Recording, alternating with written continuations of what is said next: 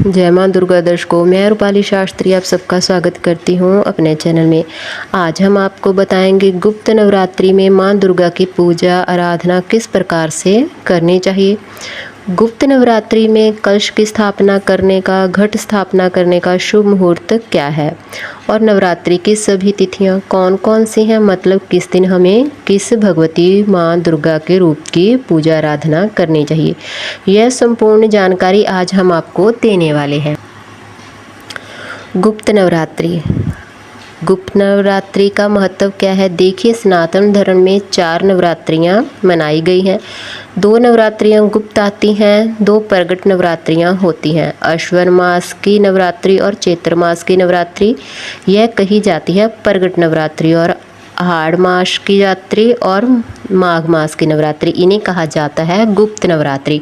गुप्त नवरात्रि में मां दुर्गा की साधना गुप्त रूप से की जाती है। मंत्रों की सिद्धि के लिए, यंत्रों की सिद्धि के लिए और तांत्रिक साधनाओं के लिए गुप्त नवरात्रि की विशेष रूप से बहुत महत्वपूर्ण माना गया है। इस समय में अर्थात गुप्त नवरात्रि में जो साधक होते हैं, तांत्रिक होते हैं, जहाँ जो लोग माँ दुर्गा की साधना, माँ दुर्गा की प्राप्ति के लिए, उनकी कृपा की विशेष प्राप्ति के लिए यह काम करते हैं, ऐसे भक्त इस समय में कठोर साधनाएं करते हैं, माँ की आराधना करते हैं, पूजा करते हैं, मंत्रों का जप करते हैं, ताकि माँ प्रसन्न होकर उन्हें सिद्धियाँ प्रदान करे, उन पर अपनी कृपा बनाए। गुप्त नवरात्रि विशेष रूप से साधना के लिए बहुत ही महत्वपूर्ण मानी गई है। आप अपनी कामना के अनुरूप जपना चाहते हैं जो भी मंत्र, जैसा कि अगर आपकी कोई कामना हो, मान लीजिए गृहस्थ आश्रम में कोई ऐसा हो कि हम सन्यासी इत्यादि हैं या तांत्रिक हैं, तो गृहस्थ आश्रम में रहकर आपकी जो भी ज़रूरतें होती हैं उनके अनुसार आप मंत्र जाप कर सकते हैं। जैसे कि धन की प्राप्ति की कामना हो, आर्थिक तंगी, संतान प्राप्ति, विवाह के संबंधी होने वाला विलंब, शत्रुओं से परेशानी, मतलब कि कर्ज मुक्ति तक, यह सभी कामनाएं आप अपने मंत्रों के द्वारा जप करके गुप्त नवरात्रि में मंत्र जप कर सकते हैं और बहुत जल्द ही यह मंत्र सिद्ध भी होते हैं। इसी कारण है हम जो मंत्र जप करते हैं, जो भी हम उपाय करते हैं, जिस भी कामना से करते हैं, उसके बारे में हमें कोई नहीं बता सकता। आपकी सभी मनोकामनाएं माँ भगवती जगदम्बा के चरणों में अर्पित होती हैं, तो आप जो साधना करते हैं माँ को ही समर्पित होती है। विशेष रूप से नवरात्रि में 9 दिन आपको प्राप्त होते हैं। 9 दिन में आप पहले ही दिन संकल्प कर लीजिए कितनी संख्या में आपको मंत्र जाप करना है। अधिक से अधिक संख्या में हमें मंत्र जाप करना चाहिए, लेकिन प्रतिदिन की जो मंत्र संख्या है एक ही होनी चाहिए। जैसे कि अगर आप संपूर्ण श्री सूक्त का पाठ कर रहे हैं, तो स्रोत पाठ अगर आप कर रहे हैं तो प्रतिदिन कम से कम आपको 3 पाठ, 5 पाठ या 11 पाठ भी कर सकते हैं। इस प्रकार से प्रतिदिन का संकल्प ले लीजिए। फिर अंतिम दिन यानी कि 9वीं तिथि के दिन हम दशवात हवन कर लेते हैं। अगर आप कोई मंत्र जप कर रहे हैं तो मंत्रों की संख्या भी आपको कम से कम 11 माला, 21 माला या फिर इससे ज़्यादा रखनी ठीक होगी। देखिए, जैसे नवरात्रि में मंत्रों की सिद्धि के लिए, मंत्रों के लिए विशेष मानी जाती है, साधना के लिए विशेष मानी जाती है। इस समय में आप जितना अधिक मंत्र जाप करते हैं उतना ही अधिक आपको फल भी प्राप्त होता है, आपकी मनोकामना भी उतनी जल्द ही पूर्ण होती है। आप शायद सोच रहे होंगे कि अलग अलग मंत्रों के लिए अलग अलग पूजा होनी चाहिए, मगर यह कोई बड़ी बात नहीं है। देखिए, पूजा की विधि एक ही होती है, बस आपको मंत्र ही अलग अलग रखना होता है। ठीक है, जो आपकी कामना है उसके अनुसार आप मंत्र जाप कर सकते हैं। अगला आप करते हैं कि अगर व्रत नहीं करते हैं तो भी क्या कलश की स्थापना होती है?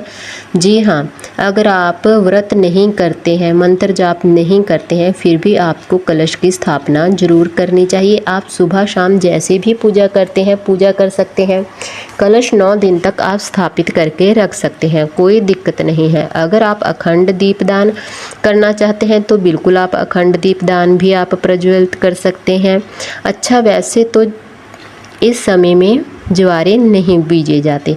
लेकिन बहुत से भक्त हैं जो हर नवरात्रि में ज्वारे बोते हैं, तो आप चाहे तो ज्वारे भी बो सकते हैं, कोई दोष नहीं लगता है।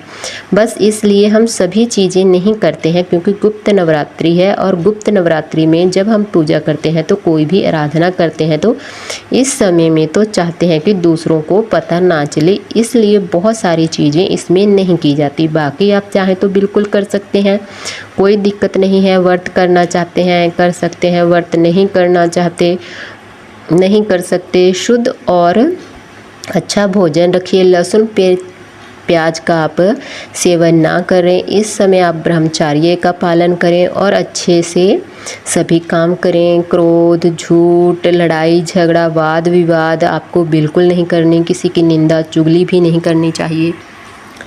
इसके लिए सबसे पहले आपको गुप्त नवरात्रि में माँ के लिए एक चौकी लगानी होगी। चौकी के ऊपर आपको लाल रंग का कपड़ा या पीले रंग का कपड़ा बिछाना होगा। उसके ऊपर आपको चंदन या कुमकुम लगाकर चावल रखने चाहिए। चावल का लाल रंग से रंग दीजिए। जहाँ पर माँ को विराजित कर रहे हैं वहाँ पर आपको थोड़े से लाल चावल रखने हैं, उसी के ऊपर माँ को विराजित करें। इसके बाद आप जो कलश स्थापना कर सकते हैं वहाँ पर भी आप चावल रख सकते हैं। कलश के नीचे आप थोड़े से चावल रखें। कलश में आपको सबसे पहले गंगा जल डालना है, फिर शुद्ध जल डालना है। अब कलश में आपको सिक्का डालना है, सुपारी डालना है, साबुत हल्दी, लौंग और इलायची डालनी है। इसके साथ ही थोड़े से चावल और पुष्प भी डाल दीजिए। कलश के ऊपर आपको रखना है 5 पल्लव आम या फिर अशोक के पत्ते। फिर पूर्ण पात्र ढक दीजिए।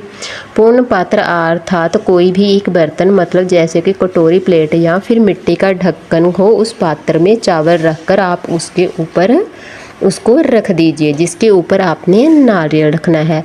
तो ठीक है, कलश की स्थापना आपकी हो गई है। धूप दीप दिखाकर कलश का पूजन कर लीजिए और फिर गौरी गणेश का पूजन कर लीजिए। इसके बाद माँ दुर्गा की पूजा कर लीजिए। धूप दीप अक्षत पुष्प इत्यादि से सभी चीज़ें माँ को आप अर्पित कीजिए। आप नवरात्रि के इन 9 दिनों में आराधना करनी चाहती हैं, पूजा करनी चाहती हैं, तो माँ आप पर कृपा करेंगी। बस यह पूजा अच्छे रूप से पूर्ण हो सके। व्रत धारण करना चाहते हैं तो आप व्रत का संकल्प ले सकते हैं। व्रत नहीं करते तो सिर्फ पूजा का संकल्प ले सकते हैं। आपकी कोई मनोकामना है तो कामना के अनुसार आप मंत्र जाप करना चाहते हैं तो अपनी कामना माँ से कहिए। जो मंत्र जाप आप जपना चाहते हैं, जितनी संख्या में जपना चाहते हैं, उस मंत्र जाप का संकल्प आप माँ के सामने संख्या के साथ ले सकते हैं। संकल्प लेने से पहले सबसे पहले आपको अपने हाथ में थोड़े से चावल लेने होंगे, पुष्प लेने होंगे और एक सिक्का लेना है। माँ दुर्गा से प्रार्थना करनी है। अपना नाम, गोत्र, जिस स्थान पर आप रहते हैं उस स्थान का एड्रेस बोलिए और माँ से प्रार्थना कीजिए कि आप आज से गुप्त नवरात्रि के प्रतिदिन तिथि से पूजा प्रारंभ कर रहे हैं और पूरी 9वीं तिथि तक निष्ठा भाव से, समर्पित भाव से माँ की पूजा करेंगे, श्रद्धा भाव से पूजा करेंगे। इस दौरान किसी भी प्रकार की भूल चूक हो जाए तो माँ आपको क्षमा करें। इसीलिए आप प्रार्थना करते हैं। अपनी कामना का मंत्र संकल्प बोलने के बाद आप हाथ में जो सामग्री है माँ दुर्गा के चरणों में अर्पित कर दीजिए। तो आपको हमारी यह जानकारी कैसी लगी हमें कमेंट कर ज़रूर बताएं। जिन लोगों ने अभी तक हमारा चैनल सब्सक्राइब नहीं किया, कृपया वो चैनल को सब्सक्राइब करें, लाइक करें, कमेंट करें और शेयर भी ज़रूर करें। जय माँ दुर्गा।